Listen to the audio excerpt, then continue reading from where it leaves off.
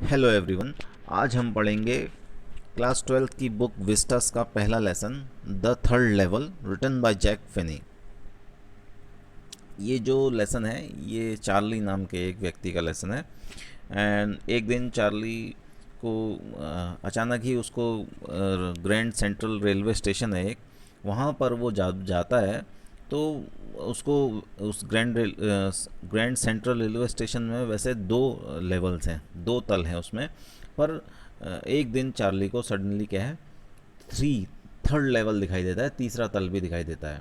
जबकि वहाँ पर कोई तीसरा तल था नहीं, फिर भी उसको तीसरा तल दिखाई देता है।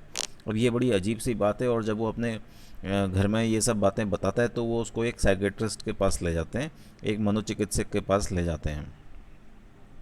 अब जो मनोचिकित्सक है वो कहता है कि ये एक डे ड्रीम है। अपनी मन की इच्छाओं को पूरा करने के लिए क्या कर रहे हैं, आप डे ड्रीमिंग कर रहे हो। और साइकेट्रिस्ट फ्रेंड उनको बताते हैं कि क्या है, वो अभी दुखी हैं, डिप्रेस्ड हैं। वो बताते हैं कि जो संसार है, जो मॉडर्न वर्ल्ड है, आधुनिक जो संसार है, उसमें क्या है, बहुत सारी इनसिक्योरिटीज़ हैं, फियर हैं, डर हैं, युद्ध के डर हैं, चिंताएं हैं। और वो इन सब से बचना चाहते हैं, वो इन सब चीज़ों से क्या है, एस्केप करना चाहते हैं। पर चार्ली को बिल्कुल ये नहीं लगता है कि क्या है वो एस्केप कर रहा है, वो इन चीज़ों से, मॉडर्न वर्ल्ड से भाग रहा है। और उसको अपने साइकेट्रिस्ट का ये दावा कि वो एस्केप कर रहा है, ये उनको ठीक नहीं लगता है चार्ली को। Charlie is sure that there is a third level. Charlie बहुत श्योर है कि क्या है, वहाँ पर ग्रैंड सेंट्रल रेलवे स्टेशन पे क्या है, एक थर्ड लेवल है। अब चार्ली बताता है कि क्या है, उस दिन क्या हुआ था, कैसे वो उसने थर्ड लेवल देखा। अब वो बताता है कि वो उस दिन अपने घर को जाने की जल्दी में था। और उसने अपने जो ऑफिस था उसमें देर तक काम किया था और वो जल्दबाजी में था। फिर उसने क्या है, वहाँ पर से एक सबवे लिया, एक अंडरग्राउंड रास्ते से वो गया। और क्योंकि रोड में तो ट्रैफिक होता है, पर सबवे में ऐसे ट्रैफिक नहीं होता है, तो वो सबवे से होता हुआ वहाँ गया। फिर वेंडरबिल्ट एवेन्यू से उन्होंने एक टर्न लिया और वो ग्रैंड सेंट्रल रेलवे स्टेशन में उन्होंने के फर्स्ट लेवल पर, पहले तल पे उन्होंने प्रवेश किया। फिर ऐसे ही वो वहाँ से दूसरे तल पे वो प्रवेश लेते हैं। अब चार्ली की एक आदत है कि क्या है, उनको रास्ता याद नहीं रहता है। और उनको रास्ता याद नहीं रहता है। और वो फिर जैसे तैसे वो क्या है, ग्रैंड सेंट्रल रेलवे स्टेशन से वो पहले भी आते थे, पर जैसे तैसे वो वहाँ पर पहुँच जाया करते थे। अब जब वो सेकंड लेवल पे थे तो उसके बाद उन्होंने बाहर निकलने के लिए जब वो आ रहे थे तो वो सडनली रास्ता भूल गए थे। चार्ली रास्ता भूल गया था और वो ये सोच रहा था कि क्या है, ग्रैंड सेंट्रल कैसे एक ट्री की तरह बढ़ता ही जा रहा है। और उसके नए नए कॉरिडोर्स, नए नए गलियारे, स्टेयर केसेस, सीढ़ियाँ, नई नई सीढ़ियाँ इसमें बनती जा रही हैं। जैसे कि एक ट्री की रूट्स और ब्रांचेस बढ़ती रहती हैं, ऐसे ही ग्रैंड सेंट्रल रेलवे स्टेशन भी बढ़ता जा रहा है। अब वो एक कॉरिडोर से पास कर रहे थे और उनको ये पता था कि वो क्या है, गलत जा रहे हैं। But Charlie kept walking, Charlie क्या है, चलता रहता है। फिर उनको क्या है, एक जगह आवाज़ सुनाई देती है और ऐसा लगता है कि वो एक खुली जगह पर आने वाले हैं। और उनको ऐसा लगता है कि क्या है, अब वो बाहर निकलने वाले हैं। और उनको ऐसा लगा कि वो वापस से क्या है, जब आवाज़ों का शोर जैसा सुनाई दिया, उनको ऐसा लगा कि दोबारा वो कहीं सेकंड लेवल पे ना घूम फिर के आ गए हों। पर इस बार जिस वो लेवल पर थे, वहाँ पर वो क्या देखते हैं कि द रूम वॉज स्मॉलर। जो कमरा था वो क्या है, छोटा था। और जो टिकट की खिड़कियाँ थी, टिकट विंडोज़ जो थी और ट्रेन गेट्स जो थे, वो भी पहले से कम थे। और वहाँ पर उनको ये चीज़ दिखाई देती है कि वहाँ पर जो लाइट्स थी वो भी डिम थी। और लाइटें डिम थी और टिमटिमा रही थी, फ्लिकर कर रही थी। और क्योंकि वो कैसी थी, गैस से जलने वाली लाइट थी, वो सब गैस लाइट्स थी। वहाँ पर उन्होंने देखा कि ब्रास स्पिटन्स थे वहाँ पर। पीक दान जो थे वो पीतल के बने हुए थे। तो ये स्ट्रेंज था, ऐसा नहीं। ग्रैंड सेंट्रल में तो बड़ी चमक धमक थी, पर यहाँ पर क्या दिख रही थी, गैस से जलने वाली लाइटें, पीतल के पीक दान, ये सब डिफरेंट चीज़ें उनको देख रही थी। तभी वो एक वहाँ पर एक आदमी को देखते हैं जिसके पास एक सोने की घड़ी होती है, वो उन्होंने सोने की घड़ी को अपनी पॉकेट से बाहर निकालते हैं। उसे वो आदमी उसकी कवर को तेज़ी से खोलता है और अपनी घड़ी पर देखता है और वापस उसको अपनी पॉकेट पर रख लेता है। उसने डर्बी हेड पहना हुआ है और 4 बटनों का उसने काला सूट पहना हुआ है। उसकी लंबी काली मूछें भी थी उस आदमी की।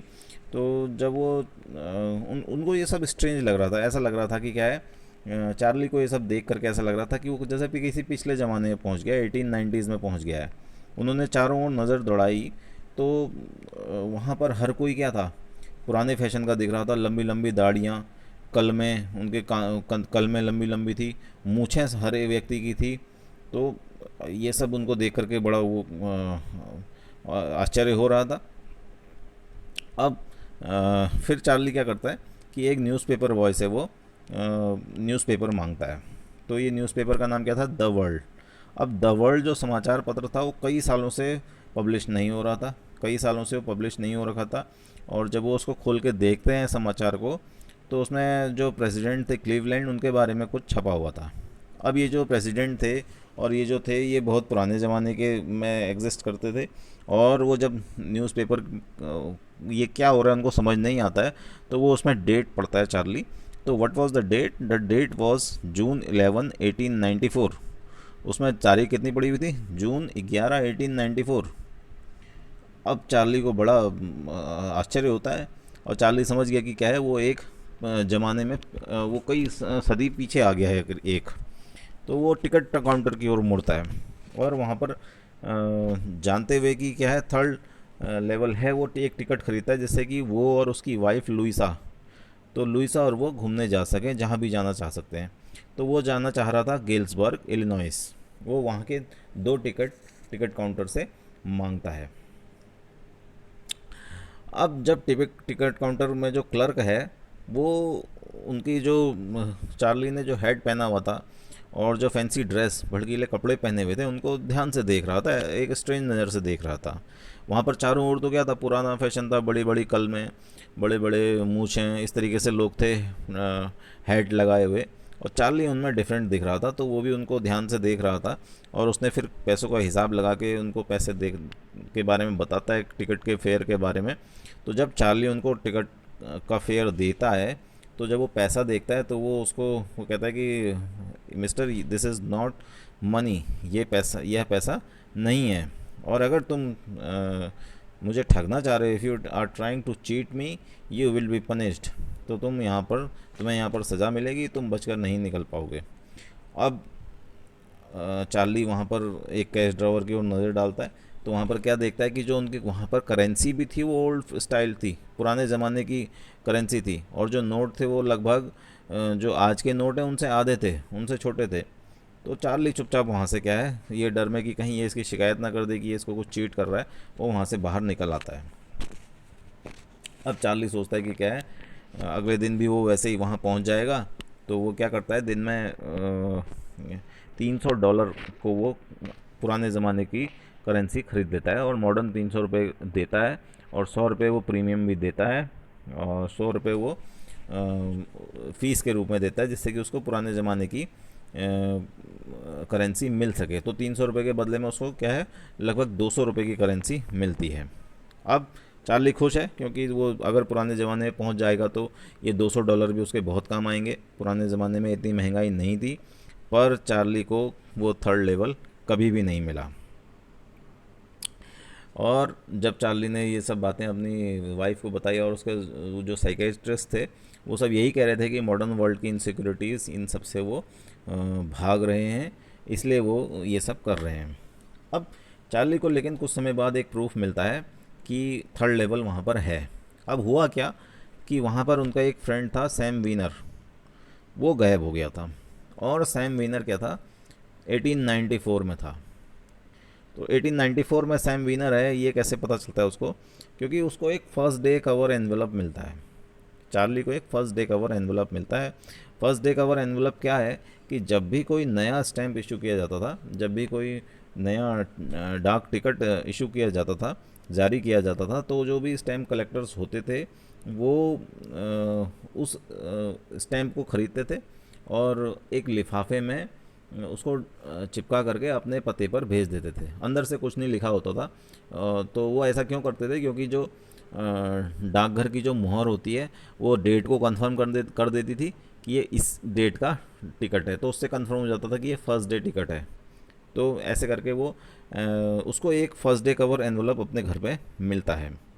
अब लेकिन ये फर्स्ट डे कवर जो था, एनवलप जो था, वो एम्प्टी नहीं था, वो उनके दादाजी के नाम का लिखा हुआ था और उसकी डेट थी जुलाई 1894। अब वो ब्लैंक नहीं था, उसके अंदर कुछ लिखा हुआ था। किसने लिखा था? ये जो लिखा था ये सैम ने लिखा हुआ था। और क्योंकि उस ज़माने में चार्ली तो एग्जिस्ट करता नहीं था, तो उसके दादाजी के नाम उसने ये लेटर लिखा था। और वो क्या लिखता है कि Charlie, I got to wishing that you were right, मेरी शुभकामनाएं कि तुम ठीक हो गए। और ये विश्वास करते हुए कि तुम ठीक हो गए, वो बताता है कि Charlie, it is right that there is a third level. Charlie, यह सच है कि यहाँ पर थर्ड लेवल है, मैं यहाँ 2 हफ्ते से हूँ। और वो बताता है कि कैसे दिल्ली के हाउस के नीचे कोई क्या है पियानो बजा रहा है और सब सामने क्या है बरामदे में गाना गा रहे हैं, सीइंग नेली होम, ये गाना वो लोग गा रहे हैं। और मुझे लेमोनेड पर उन्होंने आमंत्रित किया हुआ है। लेमोनेड शिकंजी को कहते हैं। तो वो बताता है कि मुझे यहाँ अपनी वो वहाँ की दैनिक जीवन की बातें बता रहा है। और वो कहता है कि कम बैक चार्ली एंड लूसा। तो कह रहे कि चार्ली और लूसा तुम सब यहाँ आ जाओ, और जब तक तुम्हें वो थर्ड लेवल नहीं मिलता है उसको ढूंढते रहो, वह ढूंढने लायक है, बिलीव मी, मेरा विश्वास करो, थर्ड लेवल वहाँ पर है। नीचे से सैम के साइन थे। अब सैम जो था वो क्या है, चार्ली को पता था कि चार्ली बताता है कि सैम ने क्या है $800 के बदले पुरानी करेंसी खरीदी थी और वो सूखी घास, चारे और अनाज के व्यापार करना चाहता था। अब वो कहता था कि उसकी सच में इच्छा यही थी कि वो इसका अनाज, चारे और सूखी घास का व्यापार करना चाहता है और वो अपना पुराना व्यापार नहीं करना चाहता है। तो 1894 में वो अपना पुराना व्यापार नहीं कर रहा होगा। उसका पुराना व्यापार मतलब आज के समय का क्या व्यापार था, उसका साइकेट्रिस्ट था। सैम कौन था? वही साइकेट्रिस्ट था जिसको उसकी वाइफ दिखाने गई थी, उसका साइकेट्रिस्ट फ्रेंड। तो कहता है कि वो याला व्यापार नहीं कर रहा था और वो वही व्यापार वहाँ पर कर रहा होगा क्योंकि वो साइकेट्रिस्ट होना नहीं चाहता है। तो ये भी जो था चार्ली की इमेजिनेशन ही थी कि उसने ये सोचा कि क्या है कि चार्ली सैम जो है वो क्या है 1894 में पहुंच गया है और उसने अपनी इमेजिनेशन में ही क्या है एक ऐसा लेटर लिख लिया होगा। क्योंकि और अब देखिए इसमें एक ही समय पे 2 समय एग्जिस्ट नहीं कर सकते हैं। कोई 1894 में और आज के समय में एक साथ एग्जिस्ट नहीं कर सकता है। तो ये भी सैम की क्या है, सॉरी, ये भी चार्ली की इमेजिनेशन थी और वो कवर एनवलप भी ऐसा ही चार्ली ने ही बनाया होगा और वो ये सब उसके एस्केप के मीडियम ही रहे होंगे, उसकी मॉडर्न वर्ल्ड से, आधुनिक संसार से भागने के रास्ते ही रहे होंगे। उसकी आधुनिक संसार की जो परेशानियां हैं उनसे दूर जाने के तरीके ये चार्ली के रहे होंगे। So this was the lesson, the third level.